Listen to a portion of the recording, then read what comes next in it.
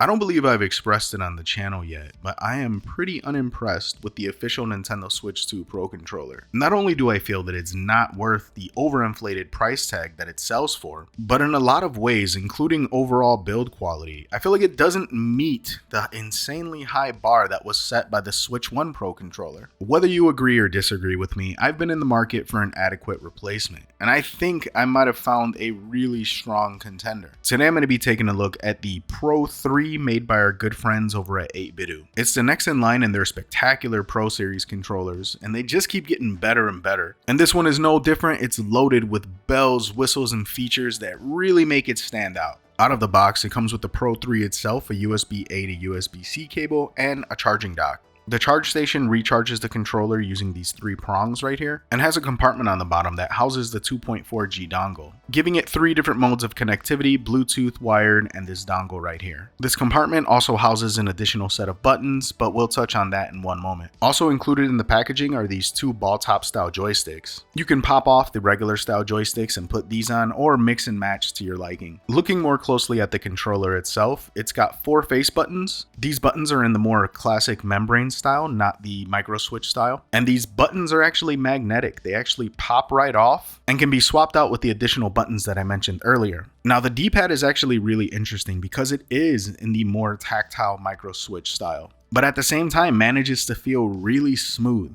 I really wish I could describe it better to you guys, but if I had to compare it to something, it feels like a giant version of the PlayStation Vita D-pad. It's got 2 TMR joysticks. For those who are unaware, TMR, or tunnel magnetoresistance, no, I'm not referring to the X-Men character.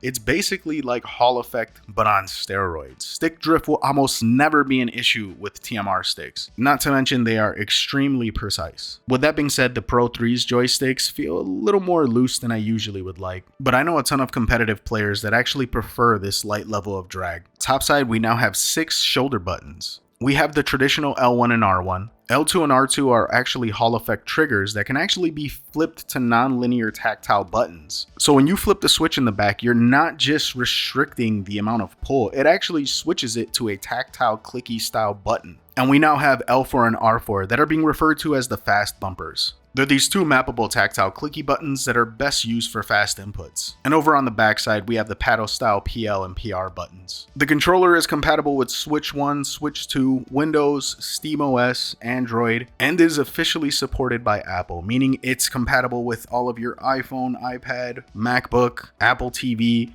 Hell, it's even compatible with the Apple Vision Pro if you're one of the 20 people that actually own one of those. And as if that weren't enough, you have full customization capabilities using 8BitDo's ultimate software. Everything from button mapping, macros, vibration, triggers can all be customized using this software. I told you guys this thing was absolutely sick with all of its features. But I got this thing with the main intention of using it for the Switch 2, so that's the lens in which I'm going to be reviewing it from. And I have to say it was an elite experience. Not only is it extremely comfortable to hold, this thing is insanely precise. It's got good battery life, it's got a 1000 milliamp hour battery, and flipping the triggers over to the tactile style buttons was an absolute game changer for fighting games. And if you're ever in the need to satisfy your nostalgia, you can slap on the ball top and play some of the classics as if you were using a miniature arcade stick. But as with all things, nothing is 100% perfect. You are not going to have amiibo support with this thing, and it is not capable of waking up the Switch 2 from sleep mode. As of the making of this video, the only 2 things that are capable of waking up the Switch 2 are the official Pro controller and the Joy-Con 2s. Maybe in the future we'll get a firmware update unlocking this feature, but that remains to be seen. And at this current point in time, this will not wake up the Switch 2 from sleep. So the Pro 3, guys, this is my controller for the Switch 2 going forward. It's a massive upgrade from the Pro 2, its price tag is cheaper than the official Pro controller, and this thing is just badass. As always, I'll have links to everything I talked about in the description below.